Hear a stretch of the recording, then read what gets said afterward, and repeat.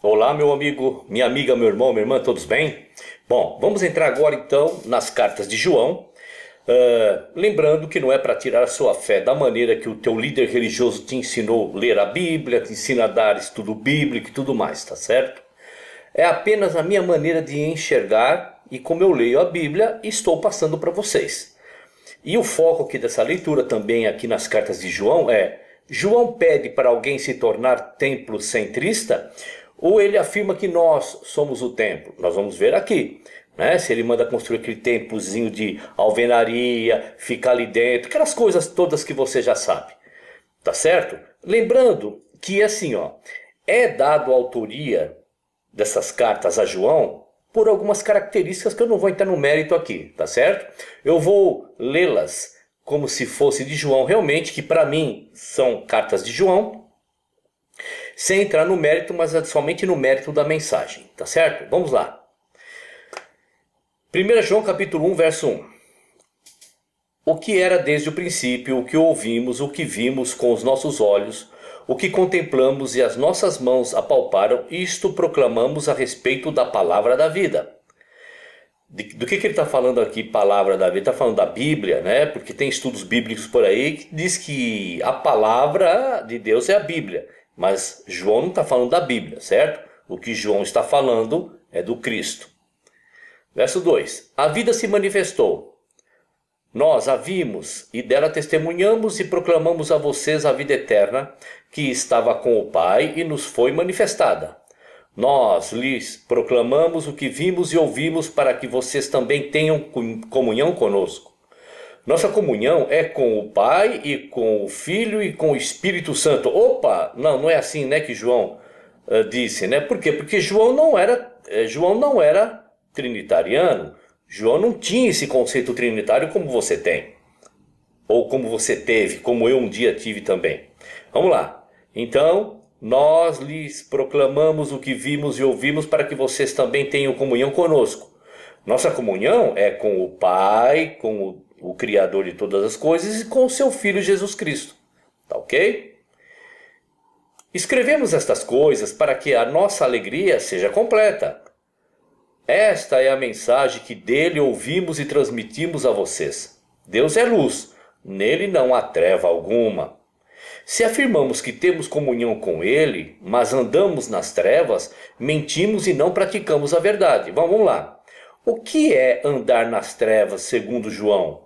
O que será que João está querendo dizer? É não frequentar a igreja adventista do sétimo dia? Não frequentar a igreja batista, a presbiteriana, a testemunho de Jeová, a congregacionalista, luterana e assim por diante? É isso estar nas trevas? Não estar na luz? O que João vai dizer aqui que é estar na luz e estar nas trevas? Vamos lá. Se, porém, andamos na luz, como ele está na luz, temos comunhão uns com os outros, e o sangue de Jesus, seu Filho, nos purifica de todo o pecado. Se afirmamos que estamos sem pecado, enganamos-nos a nós mesmos, e a verdade não está em nós. Se confessarmos os nossos pecados, ele é fiel e justo para perdoar os nossos pecados e nos purificar de toda injustiça. Se afirmamos que não temos cometido pecado, fazemos de Deus um mentiroso e a sua palavra não está em nós. Bom, aqui então João está dizendo que estar nas trevas é cometer pecado. Ele ainda não falou que tipo de pecado que é. Provavelmente falará nas outras cartas, tá certo? Ou nos outros capítulos que nós vamos ler. Aqui terminamos o capítulo 1 da primeira carta de João. E João em nenhum momento pede para alguém construir templo, se tornar frequentador de templo ou líder de templo. Tá certo? Vamos lá. Capítulo 2 da primeira carta de João. Meus filhinhos, escrevo-lhes estas cartas. Vamos lá, vamos ler de novo. Meus filhinhos, escrevo-lhes estas coisas para que vocês não pequem. Tá vendo? Ele está falando de andar nas trevas, é aquele que peca. Se, porém, alguém pecar, temos um intercessor junto ao Pai. O teu líder espiritual é o teu pastor que é o intercessor, o intermediário entre você e o Pai, o Criador? Não. João está dizendo que nós temos o quê? Jesus Cristo justo. Ele, o Cristo, é a propiciação pelos nossos pecados. E não somente pelos nossos, mas também pelos pecados de todo o mundo. Ou seja, Cristo tirou aquela exclusividade dos hebreus e passou para toda a humanidade. Tá certo? Se sabemos que o conhecemos, se obedecemos aos seus mandamentos... Opa, olha João falando aí dos mandamentos do Cristo. Aquele que diz, eu o conheço, mas não obedece aos seus mandamentos, é mentiroso e a verdade não está nele. É mentiroso, a verdade não está nele e está em trevas. Mas se alguém obedece a sua palavra, nele verdadeiramente o amor de Deus está aperfeiçoado. Desta forma sabemos que estamos nele. De que forma? Aquele que afirma que permanece nele deve andar como ele andou. Amados, não lhes escrevo um mandamento novo, mas um mandamento antigo, que vocês têm desde o princípio. A mensagem que ouviram. Qual mensagem? A do Cristo? Não. Ele está falando da mensagem de Moisés, que ele já havia conversado algumas coisas, porque ele era um seguidor de Moisés, seguidor da Torá. Por que eu estou dizendo isso? Vamos continuar. Olha só. No entanto, olha, eu não falava para vocês um mandamento novo, e sim o antigo. Agora, no entanto, mas, porém, todavia, eu lhes escrevo um mandamento novo, o qual é verdadeiro nele e em vocês, pois as trevas estão se dissipando e já abriram a verdadeira luz. O mandamento novo, o que o Cristo disse para eles lá, o que João escreve no capítulo 13, verso 34, 35, 36, se eu não me engano. Um novo mandamento vos dou, que vocês amem-se uns aos outros como eu vos amei. E o mundo saberá que vocês são os meus discípulos. Tá certo? Quem afirma estar na luz, olha só, quem afirma então não estar nas trevas, estar na luz, mas odeia seu irmão. Está aí, olha só. Olha o fechamento do raciocínio de João. Tá certo? João, ele escreve essa carta para as pessoas não se enganarem. Que o mandamento do Cristo, olha só. Quem afirma estar na luz, mas odeia seu irmão, continua nas trevas. Quem ama seu irmão permanece na luz e nele não há causa de tropeço. Então, como é que eu estou na luz? Indo para a igreja, sendo dizimista, guardador de sábado, de domingo, de qualquer outro dia, diretor de escola sabatina, professor de escola sabatina, de escola dominical, diretor de qualquer departamento, diretor de música, eu canto na igreja. É assim que eu não estou nas trevas, estou na luz? Não. Quando eu amo o meu irmão, o meu semelhante. Mas quem odeia seu irmão está nas trevas. E anda nas trevas, não sabe para onde vai, porque as trevas o cegaram. Filhinhos, eu lhes escrevo porque os seus pecados foram perdoados, graças ao nome de Jesus. Pais, eu lhes escrevo porque vocês conhecem aquele que é desde o princípio. Jovens, eu lhes escrevo porque venceram o maligno. Filhinhos, eu lhes escrevi porque vocês conhecem o Pai. Pais, eu lhes escrevi porque vocês conhecem aquele que é desde o princípio. Jovens, eu lhes escrevi porque vocês são fortes, e em vocês a palavra de Deus permanece, e vocês venceram o maligno. Não amem o mundo, nem o que nele há. Se alguém amar o mundo, o amor do Pai não está nele. O que João está querendo dizer? Será que não amem o mundo? Será que é o baile, a praia, o biquíni, a sunga, a televisão, a cervejinha? Será que é disso que João está falando? Vamos ver. Pois tudo o que há no mundo, sobre a cobiça da carne, a cobiça dos olhos, a ostentação dos bens, não provém do Pai, mas do mundo.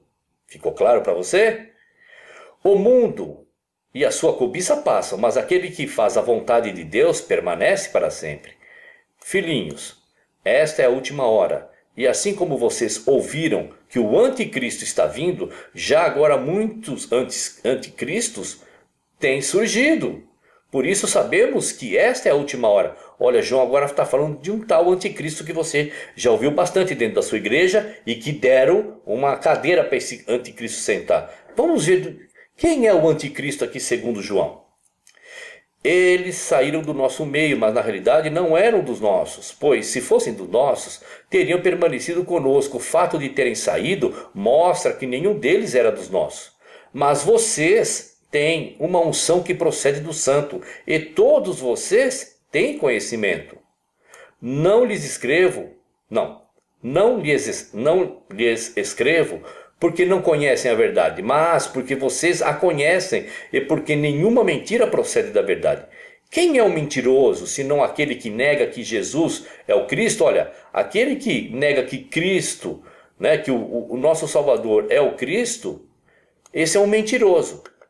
Este é o anticristo, aquele que nega o Pai e o Filho. Agora, em qual contextualização João está falando aqui que o anticristo é aquele que nega o Pai e o Filho? Na contextualização, vou tacar na ferida, hein? Trindade, amigo. Aquele que diz que Cristo é um Deus, esse é o anticristo. Aquele que segue a Trindade, esse é o anticristo. Porque está negando o Filho como Filho. Como toda contextualização exige que enxergamos o Filho, que nós já vimos aí todos os vídeos para trás. Tá certo? Verso 23. Todo que nega o Filho também não tem o Pai. Quem confessa publicamente o Filho tem também o Pai. Agora, que Filho? Aquele o Deus Filho? É disso que João está falando? Não, porque João não tinha o Cristo como Deus. Tá certo? Quanto a vocês, cuidem para que aquilo que ouviram desde o princípio permaneça em vocês. Se o que ouviram desde o princípio permanecer em vocês, vocês também permanecerão no Filho e no Pai. Deixa eu só parar um minutinho aqui. Por que eu estou dizendo isso aqui? Porque você vai ver, nós vamos ler para frente, como João está identificando o anticristo é aquele que crê aquele que crê que Cristo é um Deus. Nós vamos ler para frente. João vai confirmar isso que eu estou falando. Eu não estou falando de uma maneira jogando ao vento. Tá certo? Vamos lá. E esta é a promessa que ele nos fez, a vida eterna. Então, se o teu líder religioso, o teu pastor, teu apóstolo, teu presbítero, tua bispa, presbítera, apóstola, que isso nem na Bíblia tem, se eles estão dizendo que houve uma promessa de, presta atenção, varão valoroso, varoa valorosa, prosperidade financeira, saúde, segurança. Não. A única promessa que foi feita para nós é da vida eterna. Tá? Escrevo-lhes estas coisas a respeito daquele que os quer enganar. Quanto a vocês, a unção que receberam dele permanece em vocês e não precisam que alguém os ensine. Mas, como a unção dele recebida, que é verdadeira e não falsa, os ensina acerca de todas as coisas. Permaneçam nele, como ele os ensinou. Vamos lá. O que João está querendo dizer aqui? Ele está querendo dizer o seguinte, olha, que não tem necessidade que ninguém vos ensine. E eu não estou ensinando você aqui. Eu estou lendo a Bíblia e através dessa leitura eu estou mostrando para vocês que está tudo errado o que te ensinam por aí. Vou repetir o que João disse aqui no verso 27. Quanto a vocês, ou nós, a unção que recebemos ou receberam dele permanece em vocês. O Espírito do Pai, tá? E não precisa que alguém os ensine, não precisa que alguém sente aqui, vamos fazer estudo bíblico. Não, porque nós, lendo a Bíblia, já é o suficiente. Mas, como a unção dele recebida, que é verdadeira e não falsa, os ensina acerca de todas as coisas. Permaneçam nele como ele os ensinou. Como é que o Cristo nos ensina? Através dos seus escritos aqui, do escrito dos seus apóstolos, no caso. Tá certo? Filhinhos, agora permaneçam nele para que, quando ele se manifestar, tenhamos confiança e não sejamos envergonhados diante dele na sua vinda. Se vocês sabem que ele é justo, saibam também que todo aquele que pratica a justiça é nascido dele. Terminamos aqui então o capítulo 2 da primeira carta de João. E nada de João pedir para as pessoas se tornarem o quê? Isso, frequentadores de templo. Nada de João pedir o quê? Isso, para as pessoas construírem templo e praticar todas aquelas coisas lá dentro. Até do templo virtual, tá? Porque agora nós estamos na era virtual. Existem as reuniões virtuais, as escolas sabatinas virtuais, né? Apesar que muitos templos estão voltando aí às suas práticas, né? Porque, estava perdendo grana. As pessoas estavam entendendo que se quer ajudar, ajude o seu semelhante. Não botar na mão do teu líder religioso. Mas tudo bem, isso já é um outro assunto. Então João aqui em nenhum momento, na sua primeira carta, capítulo 1, capítulo 2, pede para alguém se tornar um templo centrista. Um abraço e vamos aguardar o próximo vídeo, que é o capítulo 3. Até lá.